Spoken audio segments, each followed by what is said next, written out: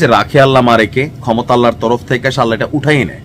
যেই সকল দেশে আন্দোলনের মধ্যে দিয়া ক্ষমতার পরিবর্তন হয়ে গেছে, এদের কপালে আল্লাহর ক্ষমতা রাখে নাই, জুলুম নির্যাতন অনেক কিছুর কারণে। তবে ইরানের বেলায় ব্যতিক্রম ঘটনা ঘটছে। ওবায়দুল কাদেরের বৈশিষ্ট্য ধারণ করে রাজনীতি করছেন মির্জা ফখরুল। মির্জা ফখরুলের মধ্যে ওবায়দুল কাদেরের প্রতিচ্ছবি। ওবায়দুল কাদের আর মির্জা ফখরুলের মধ্যে কোনো পার্থক্য দেখছি না। রাজধানীর পশ্চিম রাজাবাজারে নিজ বাসায় খুন হয়েছেন জামায়াত নেতা ও হোমিও চিকিৎসক আনোয়ার উল্লাহ। রাজধানীর পশ্চিম রাজাবাজারে নিজ বাসায় খুন হয়েছেন জামায়াত নেতা আনোয়ার উল্লাহ।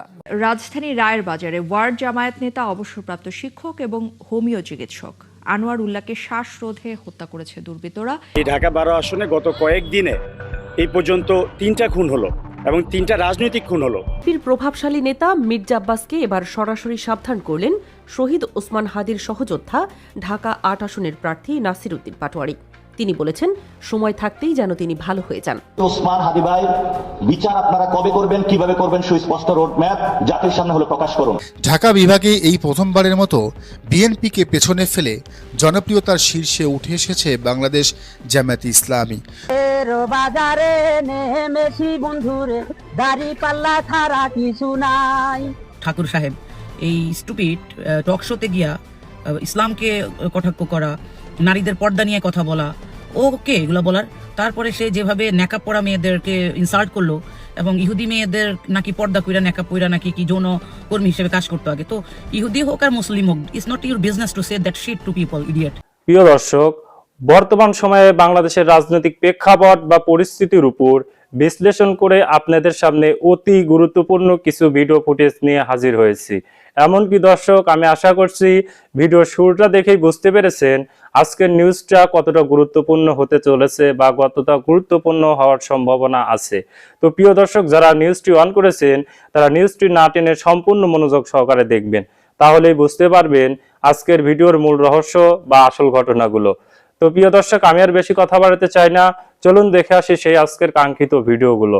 তবে তার আগে বলি, যারা এখন এই চ্যানেলটি সাবস্ক্রাইব করেননি তারা সাবস্ক্রাইব করে পাশে থাকা বেল আইকনটি বাজিয়ে দিবেন, আর যারা ইতিমধ্যে চ্যানেলটি সাবস্ক্রাইব করে রেখেছেন তাদেরকে অসংখ্য ধন্যবাদ।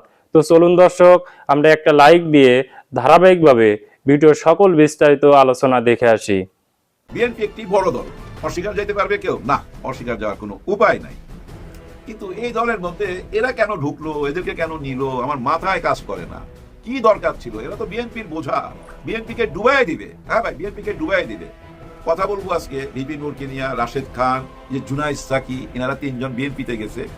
আরেকজনকে নিয়ে কথা বলবো, উনি হলো ঠাকুর, মোশাররফ আহমেদ ঠাকুর।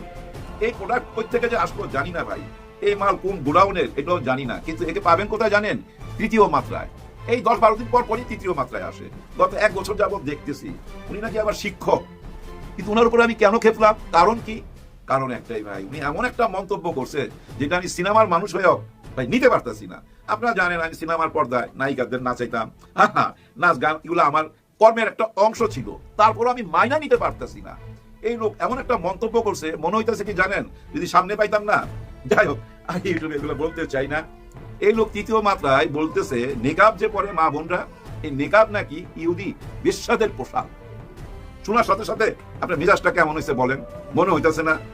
দেই, মনে হইতেছে তো। এই লোক বলতেছে নেকাব হচ্ছে ইহুদি বেশ্যাদের পোশাক। হায় হায় হায়। আর হেজাব হচ্ছে মুসলমানের পোশাক। হেজাব আর নেকাবের মধ্যে তফাৎটা কি জানেন? হেজাব পরলে ওই যে মুখটা খোলা থাকে, আর নেকাব পরে যেসব মা বোনরা তাদের শুধু চোখটা দেখা যায়। এখন আমাদের দেশে দেখবেন সবাই নেকাবও পরে, হেজাবও পরে, কে চোখ খোলা রাখবে, কে মুখ খোলা রাখবে, এটা তাদের ব্যাপার, এই ঠাকুরের ব্যাপার না। কিন্তু তারপরও আইসা সে 3য় মাত্রায় এই মন্তব্যটা করছে। এই মন্তব্য করার পর তারেক রহমান সাহেবের উচিত ছিল তাকে ডাইগা নিয়া জিজ্ঞেস করা যে, এই মিয়া, তুমি এখন শিক্ষক মানুষ, তুমি এই ধরনের মন্তব্য কেন করলা? এই ধরনের মন্তব্য করার পিছনে কারণ কি জানেন? জামাত ইসলামকে পচাইতে হবে। হ্যাঁ, জামাত ইসলামের মা বোনরা যে নিকাব পরে, হেজাব পরে, তাদেরকে পচাইতে হবে। ওই চোখ দেখা যায়, তাদের সঙ্গে তুলনা করছে বেশ্যাদের। চিন্তা করতে পারেন কত খারাপ মানুষ হইতে পারে? এইসব বইলা ভোট বাড়াইতে পারবেন না, ভোট বাড়াইতে পারবেন না। ডে বাই ডে তলানিতে যায় ঠেকতেছে। তো হ্যাঁ, তলানিতে যায় ঠেকতেছে। আপনাদের দলে যে নিচ্ছেন এই যে ভিপি নূর, এই লোকটাকে আমি একটা টাইমে খুব মান্যগণ্য করতাম, ভাবতাম দেশের একটা ভবিষ্যৎ। হ্যাঁ, কিন্তু ধীরে ধীরে দেখলাম বিকাশের দিকে চলে গেছে। বিকাশ নিয়ে অনেক কথাবার্তা আপনারা শুনছেন। যাই হোক, ওই বিকাশ দিয়েই তার জীবন পার হইতেছিল সুন্দরভাবে। এর মধ্যে আইসা আবার ঢুকে গেল বিএনপিতে। বিএনপিতে ঢুকার আগে তার মন্তব্য কি, বিএনপির হাতে ক্ষমতা দেওয়া যাবে না, তারা দেশ ডুবাইয়া দিবে, বিএনপির হাতে স্টিয়ারিং দিলে ওইটা নিয়ে খাদের মধ্যে ফেলে দিবে। এই ছিল তার মন্তব্য। যেদিন বিএনপি থেকে নমিনেশন পাইলো, মানে তাকে গ্রহণ করলো বিএনপি, সেদিন থেকে বলতেছে বিএনপি ছাড়া এই দেশ অচল। দেখছেন, রাতারাতি চেঞ্জ, মানে 2 সপ্তাহ আগে কি বলছে, 2 সপ্তাহ পরে কি বলতেছে। কিন্তু বইলা লাভটা কি? নির্বাচনে ভোট পাবেন না, ওই এলাকায় তো ঢুকতে পারেন না। ওই যে হাসান মামুন, উনি যে আছেন গলা চিপা ধরবে তো আপনার। হ্যাঁ, পাটুয়াখালী 3 আসন থেকে উনি দাঁড়াইছে, কিন্তু এলাকায় যাইতে পারে না। এলাকা তো দেখছেন একবার মাইট দই খাইছে, এখনো ঠিক মতো যা দাঁড়াইতে পারে না। কারণ কি জানেন, উইরা আইসা জুইরা করছে তো। আরে ভাই, নিজের দলটা এই যে গণ অধিকারী নামটারই ডুবাই দিছে, পুরো দলটাকে ধ্বংস করে দিল। এই রাশেদ খান আর এই ভিপি নূর, হ্যাঁ ওনার নাম ভিপি নূর, উনি ভিপি ছিল একটা টাইমে ঢাকা বিশ্ববিদ্যালয়ে, উনি নির্বাচন কইরা ভিপি হয়েছিল, ওই নামটাই বেচা খাইতেছে। কিন্তু ওইভাবেই চলতো, বিকাশ দিয়েই চলতি ভাই। কেন আবার অন্য দলে গেল? দলে যায় ভাই, এই যে একটা গণ অধিকার নামে একটা দল প্রতিষ্ঠিত করলো, এত বছর খাটাখাটনি কইরা ওইটারে ঠিক ডুবাই দিছে, জাস্ট নির্বাচনে একটা আসনের জন্য। মানে উনি এমপি হইয়া সংসদে যাইব, কি করবে? কারণ যে মানুষের কথা, মুখের কথাই ঠিক নাই, জবানই ঠিক নাই। 2 দিন আগে বলে বিএনপি ডুবাই দিবে দেশ, আবার 2 দিন পরে বলে কি বিএনপি ছাড়া এই দেশের কোনো উপায় নাই। তাহলে এই ধরনের মানুষ দিয়া দেশের কি উপকার আসবে বলেন? ওবায়দুল কাদেরের বৈশিষ্ট্য ধারণ করে রাজনীতি করছেন মির্জা ফখরুল। মির্জা ফখরুলের মধ্যে ওবায়দুল কাদেরের প্রতিচ্ছবি। ওবায়দুল কাদের আর মির্জা ফখরুলের মধ্যে কোনো পার্থক্য দেখছি না। ওবায়দুল কাদেরকে যেরকম মানুষ কাউয়া কাদের বলতো, মির্জা ফখরুলকে মানুষ এরকম কিছু একটা বলবে। কি বলবে আমি জানি না, ওটা বাংলাদেশের মানুষ, তরুণ প্রজন্ম, জেনজি ক্রিয়েটিভ, তারা একটা বের করে ফেলবে। তা মির্জা ফখরুল লিমিট ক্রস করছেন, ওবায়দুল কাদের এরকম লিমিট ক্রস করেছে। তবে হ্যাঁ, দেখেন, আওয়ামী লীগের সাধারণ সম্পাদক পদ নিলেই যে ওবায়দুল কাদের মতো লাগাম ছাড়া হয়ে যাবেন, বিষয়টা এরকম না। আওয়ামী লীগের সাধারণ সম্পাদক ছিলেন জিল্লুর রহমান, অত্যন্ত ভদ্র পরিশীলিত নেতা। জিল্লুর রহমানের মতো ভদ্র নেতা, হ্যাঁ, ফেসিবাদী দল হিসেবে, আওয়ামী ভারতের দালাল হিসেবে তাদের হাজারো সমালোচনা আছে, কিন্তু ব্যক্তি হিসেবে কথাবার্তা, আচার আচরণে জিল্লুর রহমানের মধ্যে যে আভিজাত্য ছিল এবং বেফাস কথা যতটা এড়িয়ে চলতে পারতেন, মেপে যতটা কথা বলতে পারতেন, এটা বাংলাদেশে ইউনিক। মহাসচিবরা বেশিরভাগই কিন্তু ভালো ছিল, বিতর্কিত ওইভাবে হননি এবং কথাবার্তা বলার ক্ষেত্রে যথেষ্ট পরিচিত ছিলেন। জিল্লুর রহমানের সাথে জামাতের আমিরেরও ভালো সম্পর্ক ছিল, মতিউর রহমান নিজামীদের সাথে খুব চমৎকার সম্পর্ক রাখতেন। এরপরে আওয়ামী লীগের সাধারণ সম্পাদক সৈয়দ আশরাফুল ইসলাম, তার মতো অভিজাত নেতা বাংলাদেশে খুব কম ছিল, নেই, তিনি মারা গেছেন। সৈয়দ আশরাফুল ইসলাম বাবার রক্ত পেয়েছিল, অত্যন্ত স্মার্ট নেতা, কোনো বেফাস কথা বলতেন না, উল্টোপাল্টা কথা বলতেন না, যুক্তি দিয়ে কথা বলতেন। হ্যাঁ, তিনি যে যুক্তি দিতেন এর সাথে আমি একমত না, যেহেতু তার রাজনৈতিক আদর্শকে আমি ঘৃণা করি, কিন্তু তিনি যুক্তি দিতেন, ইতিহাস নির্ভর কথা বলতেন, দলিল দিয়ে প্রতিপক্ষকে ঘায়েল করার চেষ্টা করতেন। কিন্তু ওবায়দুল কাদের কাউয়ার মতো কাকা করতেন, কোনো যুক্তি, ইতিহাস ভিত্তিক দলিল কিচ্ছু দিতে পারতেন না, শুধু প্রতিপক্ষকে কটাক্ষ করতেন। বিএনপি তো মহাসচিব অনেক এসেছে। বি চৌধুরী আপনি দেখেন, অত্যন্ত পরিশীলিত নেতা ছিল, কোনো বেফাস কথা বলেছেন, কোনো এক্সাম্পল নেই। প্রতিপক্ষকে আপত্তিকর ভাষায় অথবা উদ্ভট যুক্তিতে বিএনপির ইতিহাস হইতে যে আদর্শ বিসর্জন দিয়ে কিছু বলেছেন আপনি দেখাতে পারবেন না। এছাড়া বিএনপি সাবেক মহাসচিবদের মধ্যে যাদেরকে এই প্রজন্ম কিছুটা চেনে, মান্নান ভূঁইয়া, খন্দকার দেলোয়ার, অসাধারণ নেতা ছিলেন। কিন্তু মির্জা ফখরুল কি ছিলেন না? মির্জা ফখরুলের চাইতে বেয়াদব, মির্জা ফখরুলের চাইতে কোনো অসৎ, মির্জা ফখরুলের চাইতে কোনো অযোগ্য, ব্যর্থ মহাসচিব বিএনপির ইতিহাস আসেনি।